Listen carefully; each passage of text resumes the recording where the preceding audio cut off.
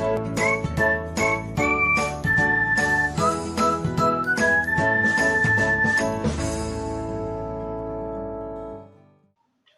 everyone, welcome back to another episode of Technologyglance. Today, in this video, I'm going to guide you through how you can receive notification of PK on Pickzon. So, let's get started.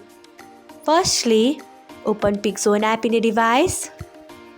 Then tap on three dots icon. Next, tap on notification settings. After that, you can see the option of Go Live PK. Turn on it by tapping on it. So, this is how you can receive notifications of PK on Pickzon. Thanks for watching.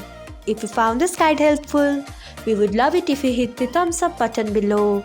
We upload great new tech tutorials like this one every day. So, do not forget to subscribe to our channel and hit the bell icon so that you'll never miss another update.